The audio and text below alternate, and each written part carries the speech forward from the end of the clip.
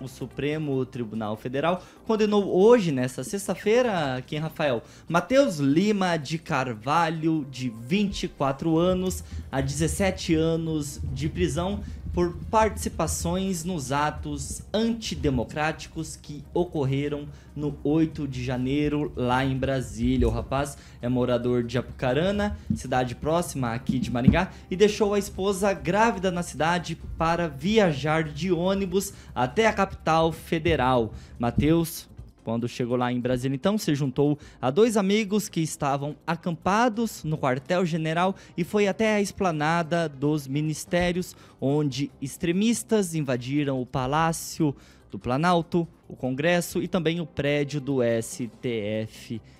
Aqui em Rafael, o rapaz ele foi preso em flagrante e hoje saiu essa condenação, a pena dele de 17 anos de reclusão em regime fechado. Pois é, Thiago, me corrijam se eu estiver equivocado, mas eu acho que é a pena a maior até agora, né?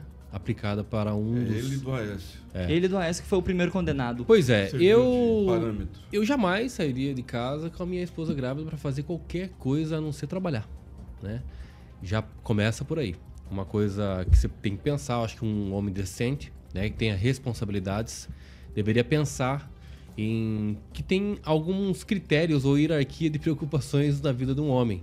Primeiro, você realmente ter a sua fé, Deus, etc. E segundo, é a sua família dentro de casa. E se você realmente não preservar isso, né, aí fica difícil de defender ou até mesmo comentar sobre o caso. Nós estamos vendo algumas individualizações das penas, das condenações que estão sendo postas aí no Supremo Tribunal Federal essa semana aí, né? E virão muitas outras. Serão decididas questões de blocos, né, para assim se assemelhar à condenação de um grupo, para que até diminuir um pouco aí os trabalhos, porque individualizar assim vai ficar bem pesado, porque são mais de 1.300 pessoas, né? Mas o que eu quero ponderar aqui, infelizmente uma pessoa aqui perto, mas eu quero ponderar aqui e deixar registrado a condição realmente do Supremo Tribunal Federal fazendo essas decisões, né, dando essas decisões, sobretudo na pessoa do ministro Alexandre de Moraes. E aí eu queria pontuar algo muito interessante, porque os advogados de defesa desses condenados, inclusive desse Matheus aí, que foi uma advogada, passaram muita vergonha no plenário dentro do Supremo Tribunal Federal.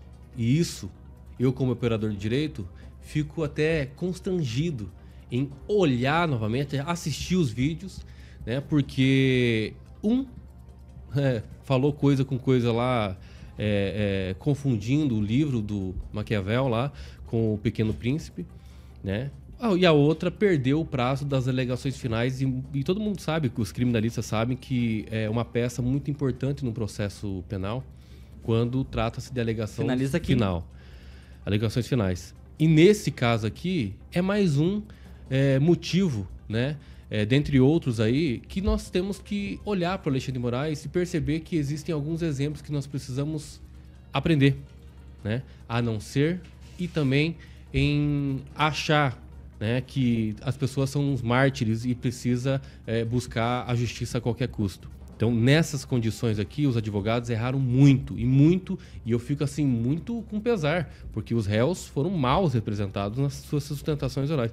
Inclusive, teve uma lá, que inclusive, só terminando aqui, que não defendeu o seu réu, né? Não defendeu o seu cliente, aliás, mas falou dos testemunhos da vida e por que estava lá desabafando ao sentimento pessoal do advogado. Eu acho isso, assim, um desprezo completo pela justiça e pelo direito. Gilmar Ferreira, uma pena de 17 anos de reclusão, regime fechado.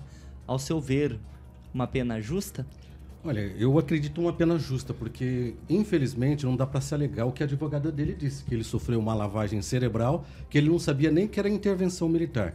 Para quem acompanhou, inclusive, aqui na cidade de Maringá, as ações que era feita por um grupo de fronte ali, no caso, o tiro de guerra, dizendo que o ladrão não subia a rampa, intervenção militar, inclusive uma advogada falando isso, intervenção militar com Bolsonaro no poder, a bomba tentando explodir carro-tanque, em Araucária tentaram naquela mesma noite, no caso na noite aí, tentaram não deixar que o combustível saísse de lá e assim por diante. Quando você junta isso tudo, você vê que as pessoas foram lá com o intuito de fazer com que tivesse uma baderna, que os militares assumissem e assumisse, no caso, o governo. Então, eles sabiam, infelizmente, o que estavam fazendo. Bom, eu não concordo com uma coisa e outra, que muitas vezes com o Xandão faz, mas nesse caso, a pena tem que ser exemplar, porque brincaram muito. Tinha muita gente brincando de ser patriota, e patriota cumpre lei. Patriota cumpre lei. Quem foi muito feliz no que colocou aqui, uma pessoa que tem família, ele precisa saber o que é a prioridade. Falou muito bem, Kim. Infelizmente, esse sujeito ele vai acabar ficando lá, de repente, uma quantidade de tempo para refletir e vai perceber que não dá para ficar sendo motivado por fake news. Por isso, tanto eu quanto o Edivaldo Magro e outros aqui, nós somos contra informação sem fonte, nós somos contra fake news, porque, infelizmente, a mentira acaba aprisionando as pessoas. Então, é verdade que esse rapaz vai ficar preso tão jovem porque acreditou no quê? Em fake news. Emerson Celestino concorda com o Gilmar Ferreira? Nem com ele, nem com o Kim.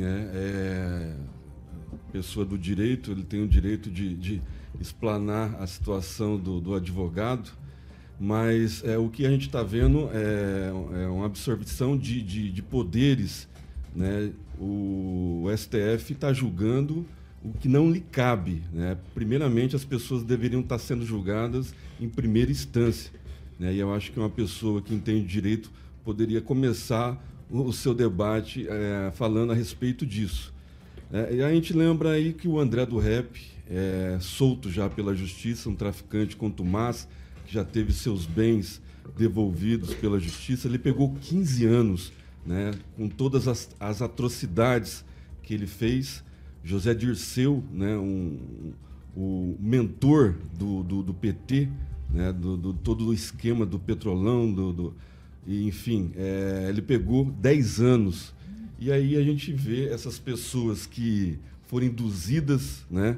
Esse apucaranense lá da terra do Jacovós, ele se envolveu com pessoas, vamos dizer assim, que não estavam a fim, né, de legitimar uma eleição, e aí ele foi conduzido ao erro.